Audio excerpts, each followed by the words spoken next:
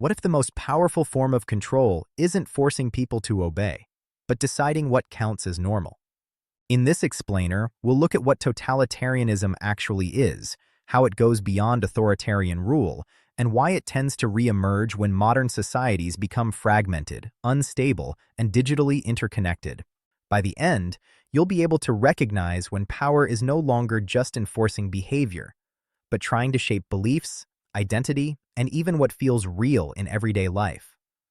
Totalitarianism is a system of political power in which the state seeks to absorb all independent social, economic, and cultural life, so that no space exists outside its authority, its narrative, or its control. It is not just about who governs. It is about whether anything exists outside the system at all. Most people think control means police, laws, and punishment. And that is true, up to a point. But totalitarian systems work differently. Instead of relying only on enforcement, they try to integrate everything into one coordinated structure: government, media, education, culture, technology, and even identity itself. When these systems begin to move together, they stop acting independently. They start reinforcing one another. Media doesn't just report. Education doesn't just teach. Culture doesn't just express.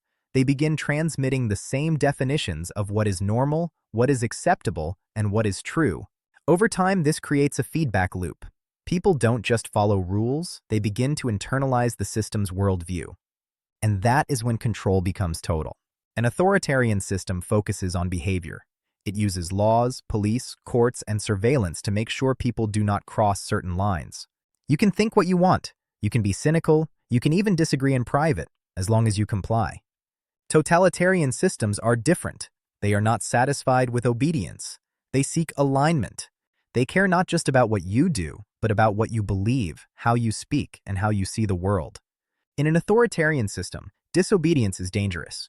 In a totalitarian system, deviation itself becomes the problem. Totalitarianism usually grows when societies become difficult to hold together. When trust in institutions declines, when economies become strained, when politics polarizes, and when information becomes chaotic, systems face a serious problem. They can no longer rely on legitimacy. They can no longer assume cooperation. And they can no longer count on shared norms. So instead of managing diversity, power begins to seek uniformity. One story, one reality, one acceptable way to think. There are clear signs when this begins to happen. Narrative unification, shrinking acceptable speech, institutions losing independence, identity becoming political, reputation becoming governance. What these all have in common is simple. They don't just control behavior. They shape what people feel is safe to think. Totalitarian systems don't begin by crushing people. They begin by dissolving the space between the individual and the system. When there is no independent media, no independent culture, no independent thought, and no independent identity left, power no longer needs to force anything. Society enforces itself. So the real question isn't whether a society is authoritarian or democratic.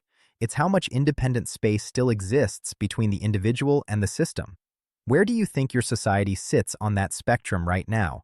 And is that space growing or shrinking?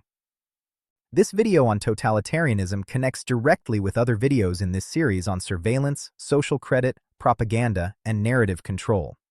This is TNBC Explainers, understanding how the world actually works.